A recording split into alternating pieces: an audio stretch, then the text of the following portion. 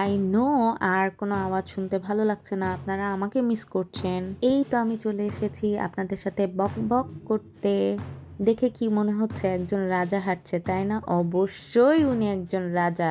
এখন আপনারা কোয়েশ্চেন করতেই পারেন যে এই সময়ও কি রাজা রানী আছে? হ্যাঁ, রাজা রানী আছে, আর ওনারা হচ্ছে পর্তুগালের রাজা রানী। তো আপনারা মাত্র হচ্ছে রাজাকে দেখেছেন, রানীকে এখনো দেখেননি। শুধু রাজা রানী আসেনি, সাথে প্রিন্সও এসেছে। শুধু বইয়েই পড়েছি কিং কুইন প্রিন্স, বাট আজ নিজ চোখে দেখতে পারলাম। এইদিকে ম্যাডামরা আমার প্রশংসা করছিল নাকি পচাচ্ছিল বুঝতেই পারলাম না। নিজের আপুকে জড়িয়ে কি করবা? আপুকে শাড়ি পরে এত ওয়েল গেটআপে দেখি না, সেজন্য আমরা আপুর সাথে একটা সেলফি নিতে যাচ্ছি। আপনি যদি আমাদের সাথে একটা ছবি তুলতেন, আমাদের জীবনের অর্ধেক ধন্য হয়ে যেত। অর্ধেক কেন, পুরাই হবে না কেন? মানে পুরোটা হচ্ছে ভাইয়ার সাথে আপনার সাথে একসাথে যখন দেখব বেশি ওয়ার্ড হয়ে গেলে আপু ক্লিক করব। তারপর হচ্ছে গুনগুন তো ফার্স্ট থেকেই বলতেছি আপুর সাথে ছবি ওঠা ড্রিম। এখানে আমরা সাউন্ড ছাড়া ভিডিও করছিলাম, মানে একটা রিলস বানাবো ভাবছিলাম, বাট কি যে হলো, এটা কি ভিডিও বানিয়েছি আল্লাহই জানে।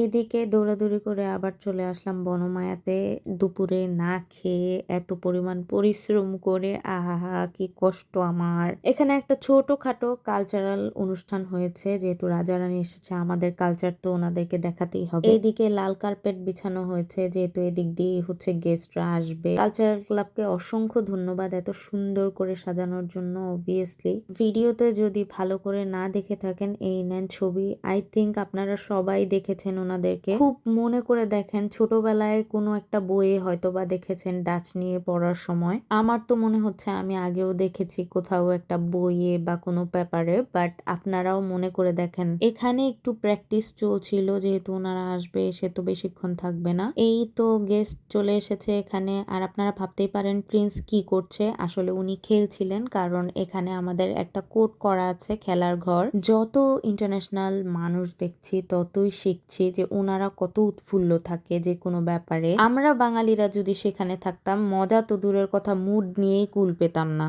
আজকাল তো দেখছেনই টিকটকাররা নিজেকে সেলিব্রিটি মনে করে, কন্টেন্ট ক্রিয়েটাররা নিজেকে সেলিব্রিটি মনে করে, এতটাই সেলিব্রিটি মনে করে নিজেদেরকে যে ভাবের জ্বালায় মানুষ আশেপাশে ভিড়তে পারে না। আজকাল তো আবার দেখা যায় যে গার্ড নিয়েও ঘোরাঘুরি করে, কি একটা অবস্থা। ওনাদের দেখে যা শিখলাম, যা বুঝলাম, যে ওনারা খুবই সিম্পলিসিটি পছন্দ করে। আমরা রাজা রানী হলে মাথার তাজ ছাড়া কোথাও যেতাম না, আর ওনাদেরকে দেখেন কত সিম্পলি এসেছে। ওনারা এখানে স্ন্যাক্স নিচ্ছিল, আর মূলত আমাদের দেশীয় পিঠা খাচ্ছিল। পিঠা খেয়ে ওনারা খুবই মজা পেয়েছে আর খুবই প্রশংসা করেছে।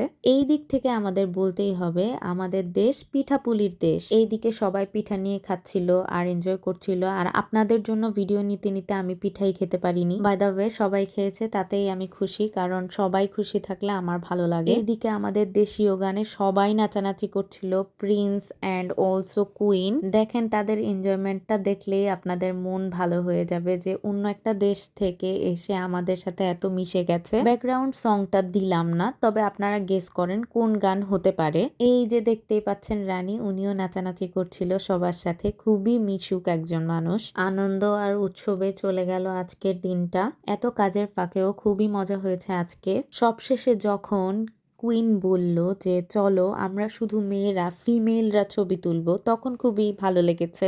উইমেন পাওয়ার বুঝতে হবে, সো ছেলেরা সাবধানে কথাবার্তা বলবেন। যাই হোক, অনেক কথা বললাম। বাই বাই, আজকের জন্য বিদায়, টাটা, গুড নাইট।